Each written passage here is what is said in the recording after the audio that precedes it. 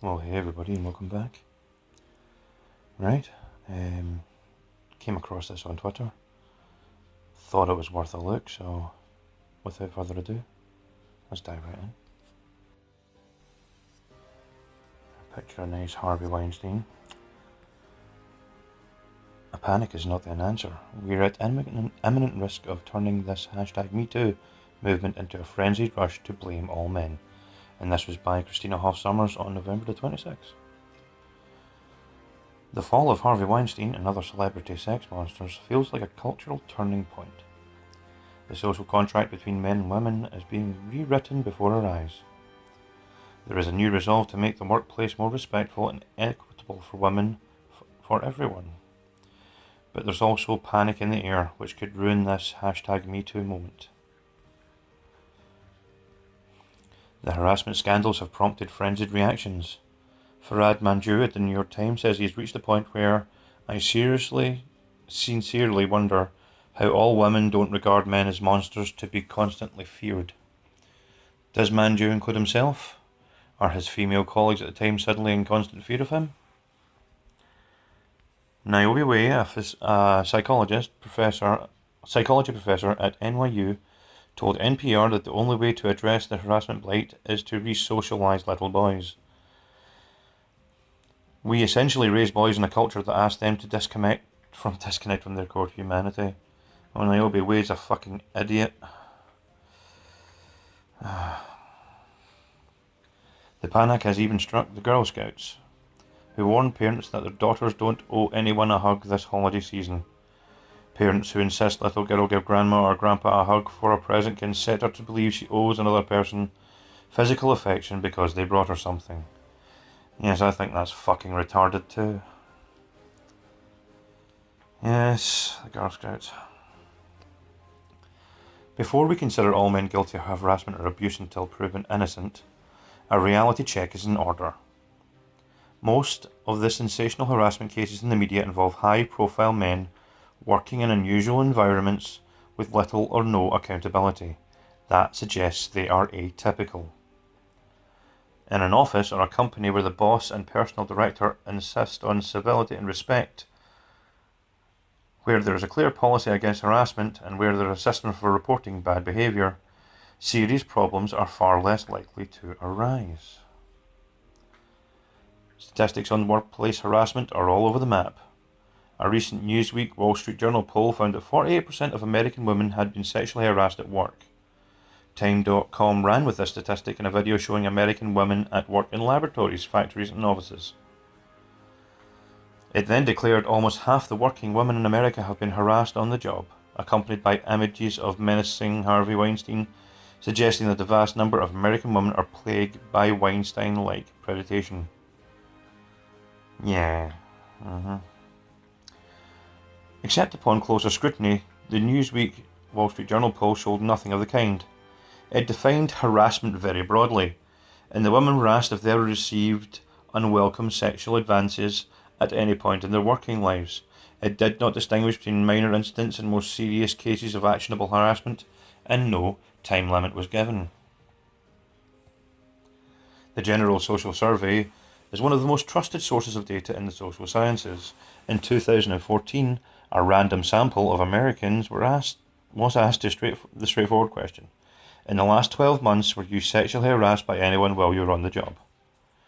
To that question, only 3.6% of women said yes. That is a down from 6.1% in 2002.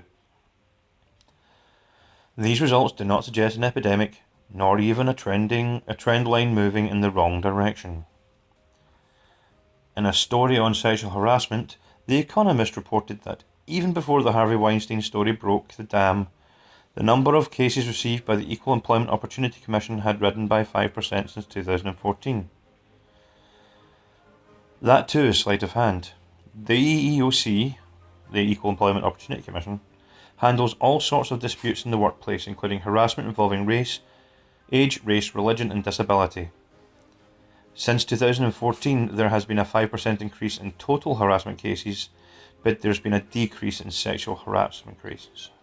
Ooh, well, isn't that a surprise? In 2016, the EEOC received 6,758 sexual harassment complaints, approximately 100 cases fewer than 2014. In 2010, they received nearly 8,000.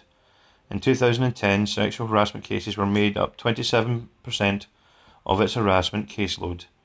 By 2016, they were down to 22%.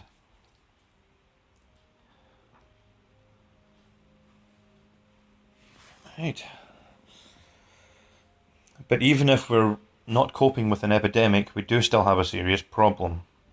There is a clear need for reform in Hollywood, in newsrooms, and apparently in certain state capitals. We also need to expand our concern beyond white-collar workplaces. Both the Huffington Post and the Washington Post have documented widespread harassment endured by hotel maids, waitresses, and other women working in the service industry. Often the harassment does not come from co-workers or supervisors, but from crude patrons and customers. But we'll never have the great awakening we need to have if we succumb to the forces trying to turn this instead into a sex panic.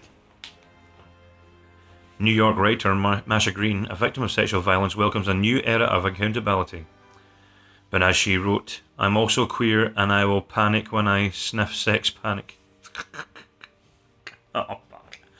Right, okay. Sex panics are mass movements that arise in response to perceived moral threats to society, threats that are vaguely defined and widely exaggerated. They breed chaos and persecution and create generalized sense of danger. In the 1950s, there was a panic over gay men and women working in the federal government known as the Lavender Scare. Gays were thought to be deviants and susceptible to blackmail. Thousands of innocent people lost their jobs. In the 1980s, a panic over satanic abuse in daycare centres put many innocent people in prison. Yes, very much so. The satanic panic. Yeah, that was a big one. Soon after the Weinstein scandal broke, an anonymous source said something media men list began circling around on social media. The blacklist accuses more than 70 male journalists of sexual harassment. Right. The charges from weird lunches to rape. The informants collapse important distinctions between criminal predation and unwelcome flirtation. The men couldn't defend themselves, and anyone who tries can be accused of not believing victims, even anonymous ones. Yeah, that's the world we live in, isn't it? Victim blaming. And victim shaming, sorry. And that's just the world we live in, isn't it? Fortunately, the blacklist received criticism, especially from leftists who pointed out that these tactics can destroy innocent lives, but prominent feminist Jill Flipovic, probably not saying that right, dismissed the scrutiny as backlash. Writer Roxane Gay disparaged all the hand-wringing about ethics of anonymous disclosure. As she explained in the New York Times, an American woman lived in a state of siege. She suggested all men confess to how they have hurt women in ways great and small. Okay. Right. This writer Roxane Gay seems to be like a fucking moron, because there's just no fucking way that she's never hurt any man. No way. I mean, women hurt men just as easily as men hurt women. But do you hear about that? No. Anyway, the feminism of Gay and Filipovic, fuck it, is not mainstream, but influence is growing. Teen Vogue writer Emily Linden, I've already made a video on that fucking asshole, said on Twitter that she doesn't care about false accusations if some innocent men's reputations have to take a hit in the process of undoing the patriarchy. That is a price I'm absolutely willing to pay. But of course, it will not be Linden who pays the price. The New York Times' Michelle Goldberg recently discussed the accusations against Senator Al Franken stemming from a USO tour more than a decade ago, when Franken was still a professional comedian. Goldberg wrestled with the fairness of destroying his career by retroactively imposing today's standards on such past actions. What everyone believes about Franken, there are now more accusations of groping which he denies, which anybody who's innocent is instantly going to come out and deny that shit, right? So that's just sensible, right? Goldberg's reason for wanting Franken to resign is chilling. She claimed to need to see him fall because otherwise the current movement towards unprecedented accountability for sexual harassers will probably start to peter out. In other words, if it doesn't matter if he's guilty, the revolution could stall without more decapitations. Goldberg said Franken disabused her of the notion that there's any good guys and concluded Franken should go. Well, not only is it wrong to tar half of humanity, but indiscriminate, overzealous and condemnation of men will hurt a necessary and worthy cause. Vice President Mike Pence has a rule. He never eats alone with a woman other than his wife, and is widely mocked as prissy just a few months ago.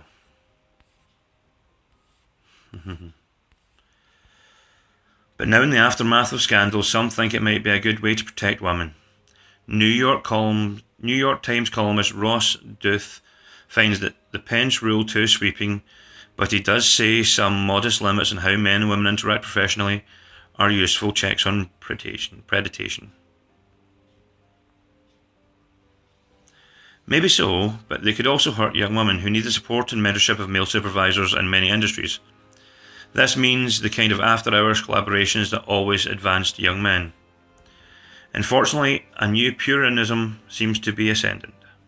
Timothy Noah of Politico suggests that we could limit sexual harassment by making the meeting with anyone behind closed doors a fireable offence.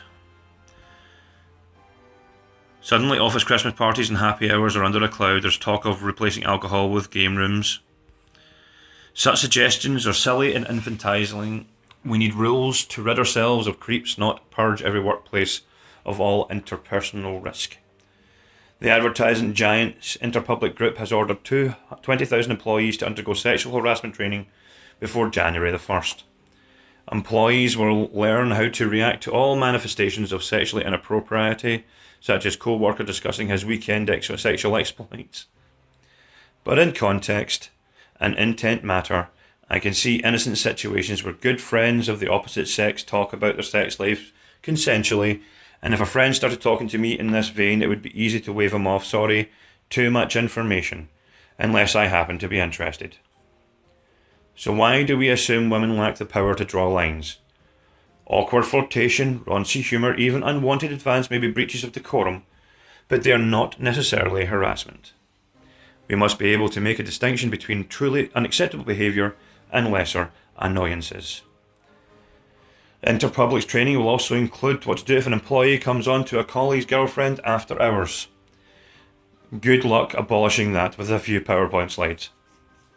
There are more than 150 million men and women in the US workforce, and despite recent scandals, most of them appear to be working together in relative harmony. They manage to hold meetings, plan product launches, attend conferences, travel, share stories, and even go to office parties where liberations are served, mostly without incident. Occasionally, they even fall in love. Federal laws against sexual harassment were enacted to protect workers from persuasive, severe bullying, coercion, or extortion, not from normal human interactions.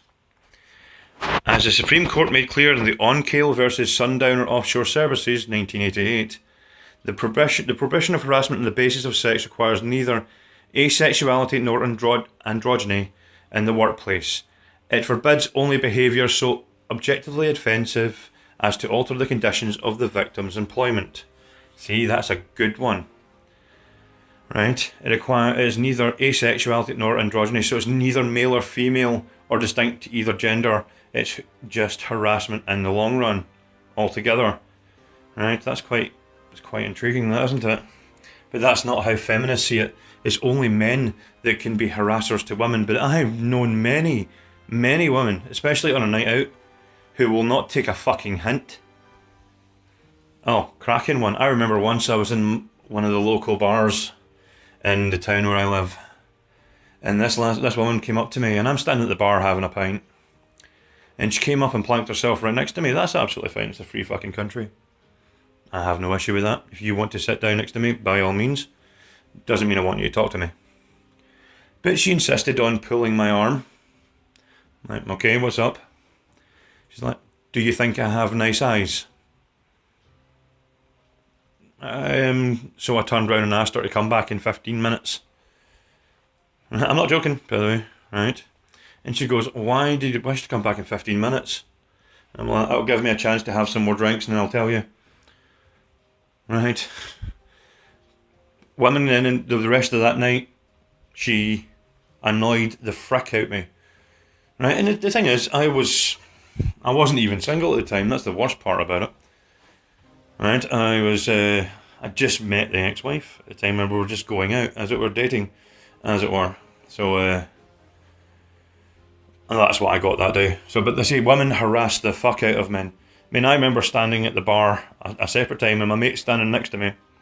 And this woman, this lassie, I have no idea who the hell she was, neither does he. She came up to him. He was leaning on the bar, right? Elbows in the bar. She came up, lay on his back, opened his shirt up, put one hand inside his shirt, and the other hand straight in the front of his pants. Now, me personally, I couldn't do anything but laugh, right? And just the sheer look of horror on his face as this happened, right? But still, anyway, I'm getting off the point of this anyway, so back to the story. That NBC Wall Street Journal poll I mentioned at the beginning did carry some good news. It found that the majority of men, 78%, say they're more likely to speak out if they see sexist mistreatment in the workplace. Please, let's not squander this moment. Women and men of goodwill have a profound opportunity to speak honestly and work together to begin to write the next chapter in the quest for equality and dignity. If we can only pull ourselves out of the great sex panic of 2017. There we go. And this was again by Cristina Hoff Summers. Now, Hoff Summers is a resident scholar at American Enterprise Institute. Actually, go onto YouTube and watch some of her videos. Go onto her channel. Actually, I'll leave a link to her channel in the description. Right? And she's the author of several books called Who Stole Feminism and the War Against Boys. Right? But seriously, she is really, really smart. But anyway, ladies and gentlemen, leave me a comment, let you know what you think about all this. I'll leave a link to the actual article in the description. You can have a look at it yourself, read it through without my nonsense to go along with it. So, ladies and gentlemen, again, thank you very much for watching. Don't forget to leave me a comment, hit like, hit subscribe. My name is Alexander. I'll catch you in the next one.